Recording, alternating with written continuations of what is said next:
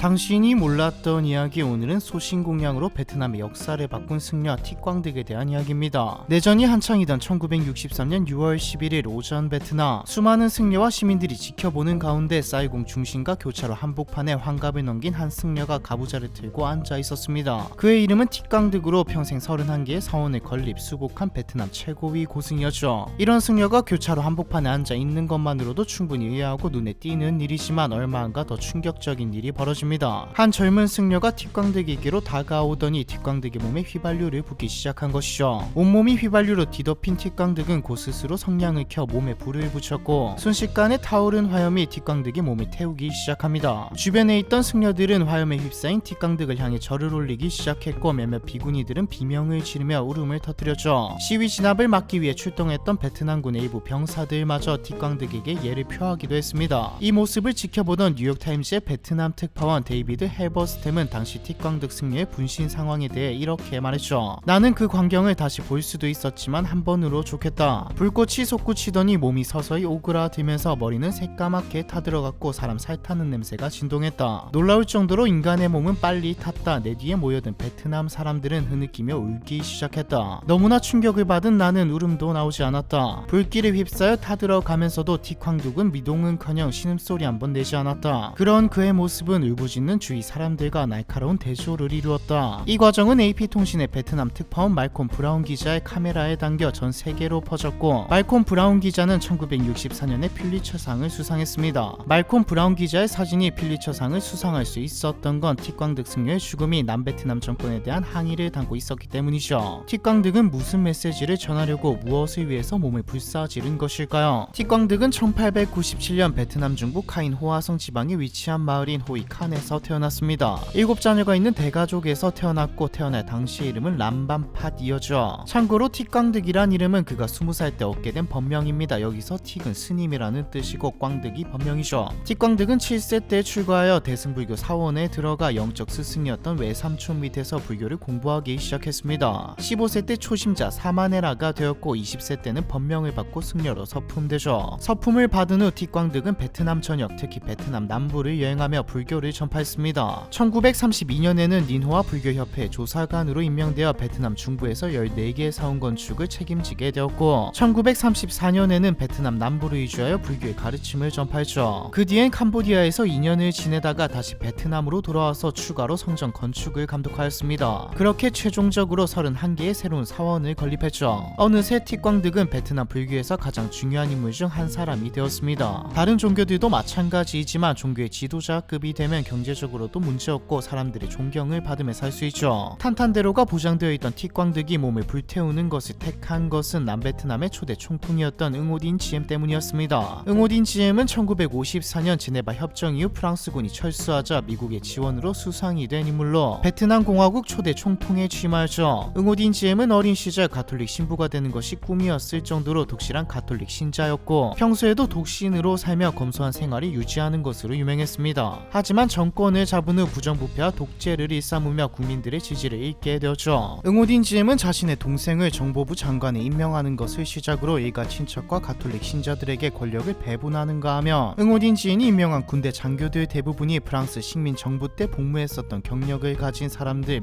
매국노들이었습니다. 또한 응오딘 지엠 정권은 집권 과정에서 토지개혁을 약속했지만 대부분이 지주층이었던 가톨릭 세력의 지지를 결집하기 위해 토지개혁을 중단했죠. 덕분에 국민의 80%가 불교 신자인 나라에서 소수의 가톨릭 신자들이 권력과 부를 장악하게 되었습니다. 그래도 혼란한 나라는 베트남만이 아니었기에 미국의 지원도 있었기에 그렇게 크게 문제가 되지는 않았습니다. 응오딘 지엠 정부가 민심을 크게 잃은 사건은 다름 아닌 불교 탄압이었죠. 앞서 말했듯 베트남은 국민의 80%가 불교 신자였으니까요. 응오딘 지엠은 칸라오라는 이름의 5인 1조 조직을 만들어 정부, 군, 야당, 사회단체 각 분야에 침투시켜 감시와 공격을 했습니다. 칸라오 조직은 모두 가톨릭 교도로 구성되어 있었기 있었기 때문에 특히 불교 탄압으로 악명이 높았죠. 응오딘지엠 정부의 불교 탄압 정책에 맞서 저항하던 승려들은 칸라오 조직이 침투해 공격하곤 했습니다. 베트콩을 몰아낸다는 구실로 불교 마을과 수많은 사찰들을 폭파시키는가 하며 많은 불교도들을 베트콩과 연계된 공산주의자로 몰아 탄압하고 처형했죠. 그러다 1963년 5월 8일에 가장 결정적인 사건이 터집니다. 이날은 석가탄신일이었죠. 남베트남 전역에서 축하 행사가 열리는 중이었습니다. 독실한 가톨릭 신자였던 응오딘지엠은 불교 행사를 못마땅하게 여겼고 종교적인 상징을 내세우고 거리를 행진하는 것은 법에 저촉된다며 석가탄신이 축하 행사를 진압할 것을 경찰에 명령했습니다. 그 결과 수십여 명의 승려들이 경찰이 휘두른 흉기에 맞아 숨지거나 다쳤고 많은 스님들이 연행되어 감옥에 갇히게 되었죠. 이 상황을 지켜보던 틱광득은 베트남 불교를 위해 소신공양하겠다고 결심하게 됩니다. 그리고 자신의 뜻을 베트남 불교 본부에 전했죠. 많은 승려들이 틱광득 승려의 결정을 말렸으나 틱광득은 결심을 꺾지 않았습니다. 그리하여 1963년 6월 11일 승려들의 침묵 가두 시위가 이어지던 중 틱광득은 410도로 한복판에 가부좌를 틀고 앉아 몸에 불을 붙였죠. 틱광득은 전신이 타들어가는 동안 가부좌를 풀지 않았고 작은 신음조차 흘리지 않았습니다. 인간이 겪을 수 있는 가장 끔찍한 통증이 자결통이라고 알려져 있죠. 하지만 틱광득은 한치의 흐트러짐도 없었습니다. 틱광득은 소신공양을 하기 전날 밤 제자들에게 만약 내가 소신공양 중 앞으로 넘어지면 나라가 흉하게 될 것이니 그때는 해외로 망명하라. 내가 뒤로 쓰러지면 우리들의 투쟁을 승리하고 평화를 맞게 될 것이라는 유언을 남겼는데 불에 타는 내내 가부좌를 튼 채 꼿꼿함을 유지하던 그의 몸은 마지막 순간에 뒤로 넘어졌습니다. 놀라운 일이었죠. 뒤로 넘어지는 게 뭐가 대수냐 싶을 수도 있는데 인간의 근육은 구부리는 근육이 펴는 근육보다 많기 때문에 불에 타 죽은 시체는 보통 근육들이 수축해서 자연스럽게 안으로 오그라들고 앞으로 넘어집니다. 틱광득의 몸이 뒤로 넘어졌다는 것은 극도의 고통 속에서도 의지를 잃지 않고 혼신의 힘을 다해서 몸을 펴고 뒤로 넘어졌다는 뜻이죠. 응오딘지엠 정권은 주민들의 동요를 의식하여 틱광득 승려의 시신을 수습해 화장했는데 놀랍게도 틱광득 승려의 심장은 타지 않은 채 고스란히 보존되었습니다. 틱광득의 심장은 지금도 하노이 국립은행에 보관되어 있죠. 사건 이후 베트남은 어떻게 변화했을까요? 응오딘지엠의 정권은 무너졌습니다. 대통령이었던 응오딘지엠이 독신이었기 때문에 의전상 그의 동생 응오딘누의 부인인 마담누가 퍼스트 레이디 역할을 했는데 마담누는 미국 언론과 한 인터뷰에서 틱광득의 죽음을 땡중의 바베큐 쇼라고 폄하하는 발언을 했죠. 이 발언은 수많은 베트남 국민과 당시 미국 대통령이었던 존 F 케네디의 분노를 샀습니다. 케네디는 응오딘지엠 정권에 대한 지지를 철회했고 시민과 학생, 공무원을 포함한 많은 베트남 국민들은 대대적인 반정부 시위를 일으켰죠. 사실 미국이 지지를 철회한 것은 틱광득 이야기가 전 세계로 퍼지면서 응오딘지엠 정부의 만행이 드러난 게 큽니다. 미국은 더 이상 독재 정권을 공식적으로 지원하지 못하게 된 것이죠. 이때 시위에 참여한 학생들이 대거 체포되었고 많은 대학들이 폐교되었습니다. 이 모습을 지켜보던 미 정보 당국은 응오딘지엠이 하야하더라도 미국은 이에 대한 책임을 묻지 않을 것이고 원조를 줄이지도 않을 것이라 말했죠. 마치 쿠데타를 용인할 것처럼 말입니다. 이에 남베트남 군부는 은밀히 쿠데타를 준비하여 대통령궁을 공격하고 11월 2일 새벽에 응오딘지엠과 그의 동생을 체포한 뒤 살해했죠. 그렇게 응오딘지엠의 정권은 막을 내렸지만 남베트남에는 쉽사리 평화가 찾아오진 않았습니다. 1년 동안 무려 6차례 쿠데타가 반복되어 극심한 정치적, 사회적 혼란이 이어졌죠. 응오딘지엠 정권의 종식은 베트남 전쟁의 도화선이 되기도 했고요. 소신공양으로 베트남의 역사를 바꾼 승려 틱광득에 대한 이야기, 이번 편은 여기까지입니다.